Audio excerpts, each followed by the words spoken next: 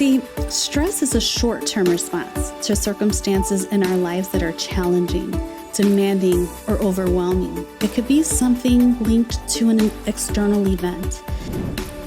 We worry about what didn't get done, what needs to get done, and if we actually asked our husband, partner, or our kids to do something, we might get really anxious about whether or not it'll get done in the way that we want it done.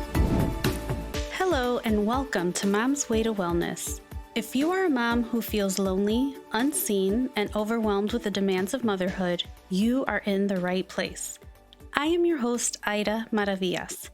I help overwhelmed moms transform their challenges into mental health and generational well-being as we talk about the struggles of motherhood, parenting, and mental health through a lens of faith. I offer resources and guidance to help you work through the challenges that are impacting your relationship with yourself and with others. Let's get into today's episode. Today we're talking about the difference between stress and anxiety. We tend to use these words interchangeably, but there is a difference. And even though there are times when both of these feelings show up together, it's important for us to know the differences between them because our feelings can be complicated. And the more we understand the language we use to describe how we feel, the more we can begin to understand how our feelings are connected to the way we experience life. I know that stress has been part of my experience as a mom, and the topic has always been a part of so many conversations that I've had with other moms throughout the years. I want to tell you about one of the first times I tuned into how my body responded to stress. I was teaching a jewelry making class during a women's workshop. Making jewelry was a hobby that I had at the time, and this was my first time teaching a group of women how to make their own necklaces. The group had grown to twice the amount of women I thought would be interested, and the people-pleasing side of me accepted the extra participants. But I was not prepared for all of the different needs that each person had. There were so many questions, and I wished I had taught someone to help me with the final steps of the project. Adding the clasp. Adding the clasp to finish off the necklace had come easy to me, but I hadn't considered the amount of time I needed to finish off about 20 necklaces, with everyone finishing their design at a different time. I needed to push through and finish the class to keep our event moving on time. And as I walked back and forth between each table filled with women, I will always remember when one of them gave me a compliment. She got my attention and she said I was so calm and collected as I went back and forth between each table. I immediately looked at my fitness watch and saw that my heart rate was elevated. I already knew this because I felt my heart racing along with me. My cheeks felt warm and I felt hurried, but the look on my face sent a different message as I masked the way stress had activated my nervous system at that moment. After I looked at my watch, I told my friend that my heart rate was telling me a different story.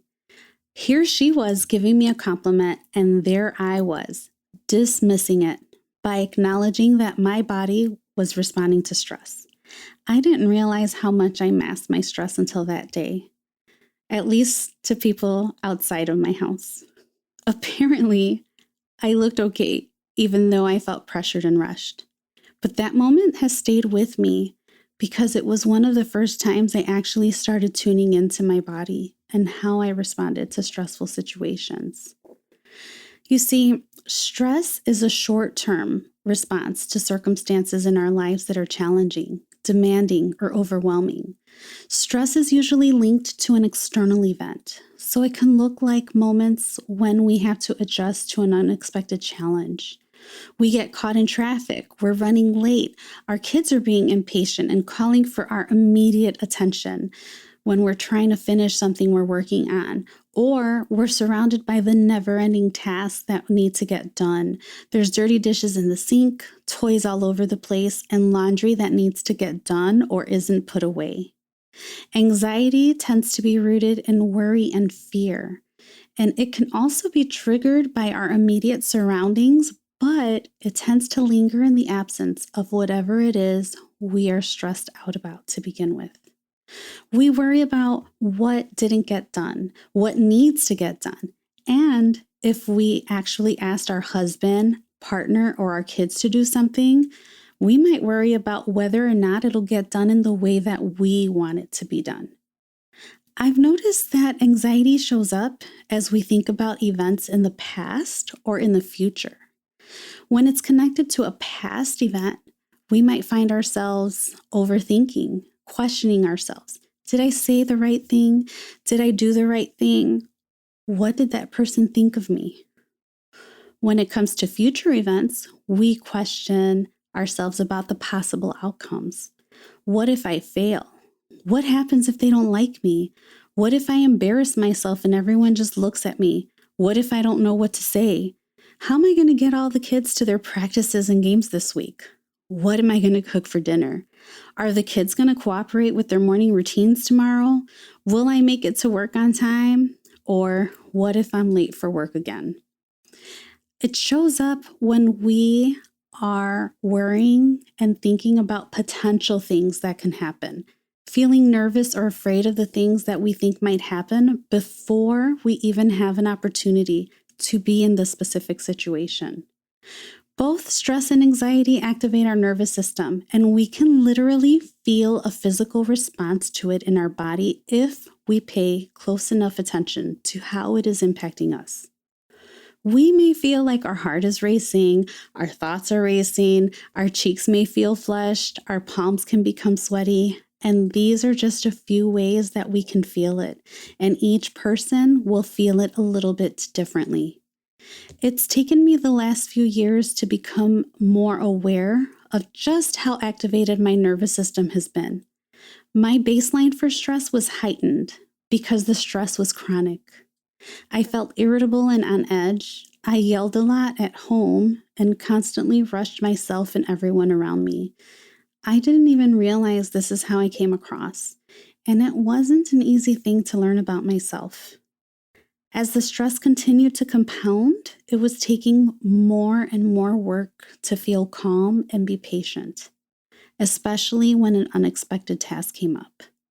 I found it harder and harder to take care of my own needs, but I still juggled all the ways I had to show up as a mom. This is what I see when it comes to motherhood. We avoid acknowledging things that we feel stressed or anxious about. We say we're okay, but we're not. We keep pushing through and don't take the time to figure out what we need while we try to keep up with the ideas that we have about what being a mom should look like. All of those ideas of what being a mom should look like might be very curated, edited, and filtered parts of what someone else has posted as a highlight reel, by the way. But see, when our thinking gets stuck in the past, or is constantly looking to the future, or is stuck in comparison, we miss out on what's in front of us. What's in front of us may be stressful, but we get to decide what is worth feeling stressed about and what isn't worth feeling stressed about. We also need to consider what season of motherhood and parenting we're in to keep our expectations aligned with our reality. Infants can't take care of themselves. Toddlers make messes. Kids need to learn how to do things for themselves. Preteens are trying to learn about themselves. Teens are trying to figure out who they are and juggling their ideas of independence. And to be honest, they all make messes. So let's decide what matters most as we steward them through the part of their lives that we are the bigger part of. And you know, if you've had the privilege of learning from your grandmother, I think this is where their wisdom comes from. Maybe it's because they sweated the small stuff when they were young, that now they have a different perspective and approach to what matters. I took this from a conversation I recently had with my own grandmother. It turns out the things that really mattered weren't things to begin with. It was the relationships and people who mattered more. And being actively stressed overshadows the people around us and the person within us.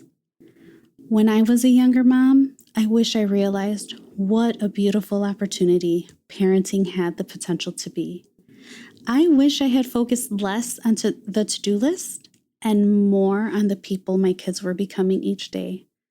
I wish I realized what stress and anxiety look like for me and held the importance of just how much taking better care of myself and reevaluating my priorities could have had such a different impact on my relationship with myself and with others. Thankfully, we have an opportunity to start over each day. We don't have to stay stuck in old patterns or miss out on the opportunities to grow from our mistakes. From one mom to another, I want to tell you that your needs matter. So let's work on recognizing what we are feeling and naming it what it is. Let's call it stress if it's stress. Call it anxiety if it's anxiety. And tune into how our body is reacting to whatever we are feeling stressed or anxious about. I encourage you to take a deep breath to reset when you're feeling stressed or anxious. It goes such a long way in being able to pause and slow down the activation in our nervous system. And let's acknowledge that while there are a lot of things in life that we just cannot control, we get to decide the things we need to let go of so that we can gain so much more in our relationships with ourselves, our kids, and with others. Remember, mental health isn't about taking away the things in our lives that cause stress or anxiety. It's about being able to be flexible, adjust to the unexpected things that we end up having to face, and taking care of ourselves in the process. As we journey on toward wellness, remember that wellness is possible, one step at a time. Thank you for listening to today's episode.